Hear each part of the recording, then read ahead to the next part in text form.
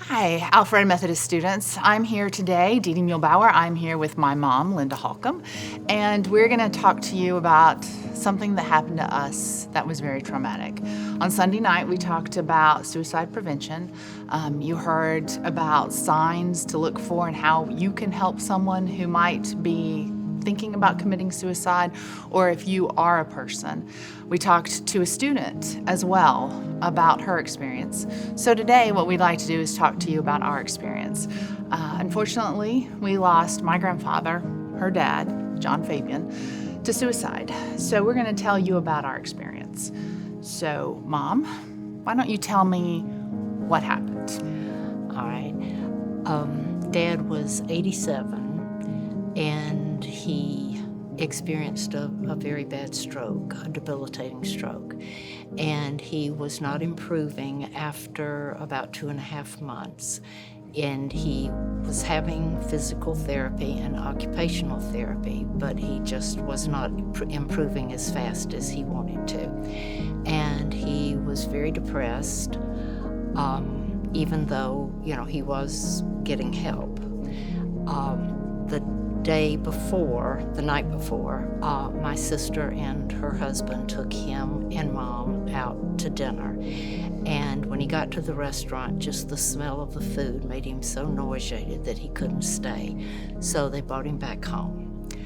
The next morning, I heard him moving around downstairs, and so I went to see about him. He had combed his hair, brushed his teeth, and he'd done all of his normal morning routine. And I asked him about breakfast, and he said that he was still a little nauseated, but he thought maybe he could eat some oatmeal. So I went upstairs to fix the oatmeal, and within 5 minutes, I heard this clang, and it was like metal hit metal. And I thought he had fallen and his walker had hit a floor lamp that was in his bedroom.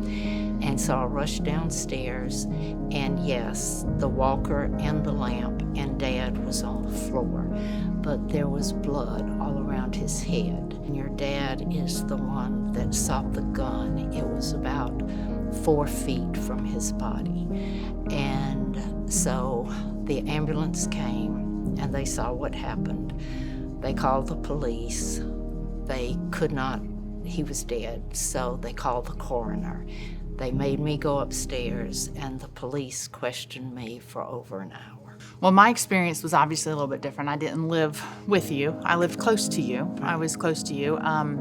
This was 22 years ago. Yes. So I had a 1-year-old. I had Noelle, our daughter, and then I was pregnant with Jack. I was very pregnant. Very pregnant with Jack. He was born less than a month later. I know. Yeah. Yes. About 3 weeks. Yes. Which we'll talk about how that was actually probably kind of a blessing. Yes. Anyway, so my experience was I called Mom because I would usually call Mom to try to check in, and you didn't answer, which was weird. So I called her again. She didn't answer, and this went on throughout the morning. Like this started regular time, whatever I would call, and so finally, probably late morning, I knew something was wrong. So I decided to go, and when I got there, you told me because you were in a fog, like you said. Yes, you were in I a fog. was. You told me that everybody had just left. So that was a hard day. It was. That was a hard day. You don't remember much, but I don't remember much about Right. that day either. No, I went through the funeral just in a fog because I just don't remember much at all. Were there any signs, do you think, that Granddaddy would do what he did? Well, I did not know he had a gun. Had I known that, I would have removed it. But he never talked about killing himself. He would say quite often that God had forgotten about him. And I would just say, well, God's going to take you when he's ready and when it's your time. And he was very depressed. I had to move Mom, your grandmother, into an Alzheimer's facility just temporarily because I just couldn't physically or emotionally take care of both of them. Mom and Dad had been married for 66 years, and they had never been apart. So I know he was depressed about that as well. Yeah, at the time, everything he went through made perfect sense. Yes. Because right. he was sick Right. and he wasn't getting better. Right. So obviously that would make him depressed. Right. He couldn't see people he loved and cared about. He couldn't get out. He couldn't Right. get out. But you told me ways that you got him out of the house. Yes, right. I would, like if I was just going to run to errands, like run to the bank and run to the dry cleaners or something, he would ride in the car with me. But then after, he had been home several weeks, he just didn't want to do that either. Yeah. He just didn't want to go out or do anything. I wished that I had spent more time with him. Looking back on it, though, I was busy. I had a 1-year-old. Right. Jack was going to be born soon. I was working, but I look back on it and I feel very self-centered. Oh, yeah. I just feel like I was consumed with self and not paying attention to Granddaddy. I'm just completely still would've, should've, could've. Right. Thinking if I had done things differently, if I had done this, would it have prevented it? That's been 22 years. 22 years. 22 years. And They call it survivor's guilt for a reason. Yes. I still would've, should've, could've. Would've, should've, could've. And I'll just don't think I'll ever get over it.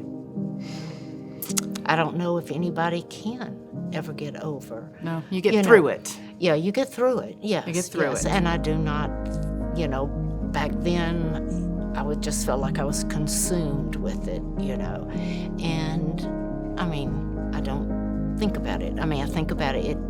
He shot himself it was the week before Thanksgiving. Mm-hmm. So Thanksgiving is kind of hard with it. And I'll think about it, but I don't dwell on it, anymore. And Jack was born 3 weeks afterwards, Yes, so we were quite that was consumed a blessing. with some happiness. Right, So we got a blessing. Yes, it was very got a much a blessing. And I remember, coming to your house for Christmas, and Jack was there, and he was sleeping, and it was just. It was something good out of bad. Right. Something good out of bad. Well, that's been our experience with suicide. So if there's anyone that's watching this, if you are experiencing thoughts of suicide, if you know someone who is experiencing thoughts of suicide, there's a download link explaining what to do, who to talk to, but make sure you talk to someone. For students, find a trusted adult, your parents. If it's someone you know, their parents, talk to someone at school, whether it's a teacher or a counselor. Come to me, come to Lucas, come to a minister, tell someone. On the screen now, too, the suicide hotline number is going to pop up. You can call them at any time, 24/7. But first, just tell someone, talk to someone, because people will miss you. People love you. And for those that are left behind, we struggle. We really struggle. But most importantly, God's with you, and I have a little something to read. This is a passage that, as we've been talking about this, that has sustained me. It comes from Isaiah 43, 1 and 2.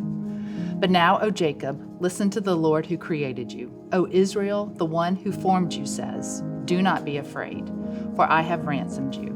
I have called you by name. You are mine. When you go through deep waters, I will be with you.